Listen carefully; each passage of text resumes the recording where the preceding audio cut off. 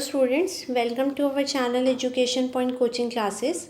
पिछली वीडियोस में हम पहले ही पढ़ चुके हैं कि बल क्या होता है, बल के प्रभाव और एक दिशा में लगने वाले बल का क्या प्रभाव होता है, विपरीत दिशा से क्या प्रभाव पड़ता है। आज हम ये देखेंगे कि गति की दिशा के विपरीत लगे और गति की दिशा में लगे तो उससे गति पर क्या फर्क पड़ता है। तो हमने देखा कि जब एक ही दिशा में लगाया हुआ बल होता है तो वो जुड़ जाते हैं। तो जिस दिशा में बल लगता है वह बताना ज़रूरी है, मतलब बल किस दिशा में लग रहा है। जो वस्तु गति में है उसके विपरीत दिशा में लग रहा है या वस्तु की गति की दिशा में ही लग रहा है, ये बताना, दिशा बताना आवश्यक है कि वो बल जुड़ेगा या घटेगा। किसी वस्तु पर लगाया गया बल उसकी गति को बदल सकता है, मतलब उसकी गति को बढ़ा सकता है, उसकी गति को कम कर सकता है।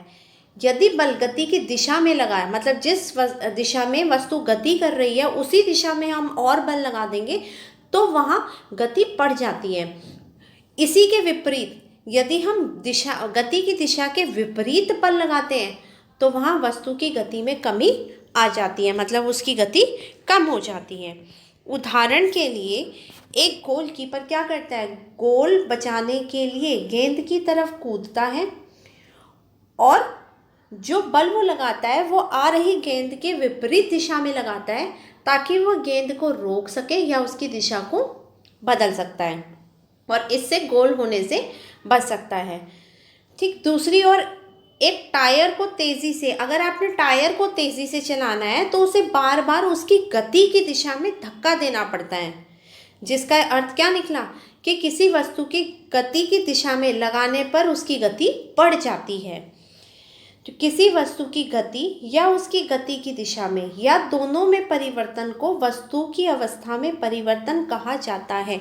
उसकी गति में परिवर्तन आए, गति कम हो रही है या ज़्यादा हो रही है, गति की दिशा में परिवर्तन आए या दोनों प्रकार का परिवर्तन आए तो वो वस्तु की अवस्था में परिवर्तन ही कहा जाता है। कुछ परिस्थितियां ऐसी भी होती हैं जिनमें वस्तुएं गति के लिए स्वतंत्र नहीं होती। कैसे? जैसे एक आटे की लोई होती है, उसको हाथों से दबाते हैं, फिर उसको बेलन से बेला जाता है लोई को, तो वहाँ क्या हो रहा है, मतलब वो गति तो नहीं कर रही है पर जब उस पर बल लग रहा है तो उसके आकार में परिवर्तन कर देता है वो। देखिए बेटा, यहाँ कुछ क्वेश्चन आपको दे रखे हैं।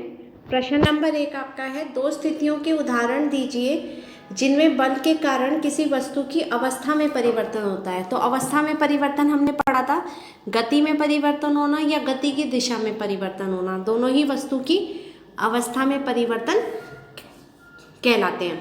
तो इसका उत्तर रहेगा बल्लेबाज द्वारा गेंद को मारना और फुटबॉल को किक करना। प्रश्न नंबर 2 आपका है, निम्नलिखित स्थितियों में बल के प्रभाव को पहचान कर लिखें कि इसमें आकार में परिवर्तन हो रहा है, गति में परिवर्तन हो रहा है या फिर दिशा में परिवर्तन हो रहा है। पहला आपका है नींबू का एक टुकड़ा निचोड़ना। तो यहाँ पर क्या है बेटा, आकार में परिवर्तन हो रहा है नींबू के। उसके बाद आपका दूसरा है लोहार द्वारा हथौड़े से लोहे के एक गर्म टुकड़े को पीटना। तो यहाँ क्या हो रहा है, यहाँ भी उसके आकार में परिवर्तन आ रहा है, पीट पीट के उसका आकार बदल रहा है। एक कार का ब्रेक लगाने पर रुक जाना। तो यहाँ क्या हुआ, गति में परिवर्तन, उसकी गति ब्रेक लगाने से कम हो गई। एक बल्लेबाज द्वारा गेंद को मारना। तो बल्लेबाज ने गेंद को मारा तो उसकी दिशा में परिवर्तन आया। प्रश्न नंबर 3 आपका है, अपने आसपास से ऐसे उदाहरण दीजिए जिसमें बल गति की दिशा और अवस्था बदल देते हैं। ये जो क्वेश्चन है बेटा, ये क्वेश्चन नंबर 1 के जैसा ही है।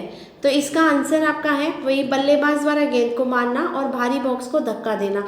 तो आप इस तरीके के अपने डेली लाइफ के कोई भी उदाहरण ले सकते हैं जहाँ पर क्या हो रहा होगा, बल गति की दिशा को बदल रहा होगा या उसकी अवस्था को, मतलब उसकी गति कम या ज़्यादा हो रही होगी या रुक रहा होगा। प्रश्न नंबर 4 आपका है, क्या होगा यदि लगाया गया बल वस्तु की गति की दिशा के विपरीत दिशा में है। तो अगर हम वस्तु की गति की दिशा के विपरीत दिशा में बल लगाते हैं तो वस्तु की गति कम हो जाएगी। आज के लिए इतना ही, अब हम नेक्स्ट वीडियो में मिलेंगे। Till then take care, bye.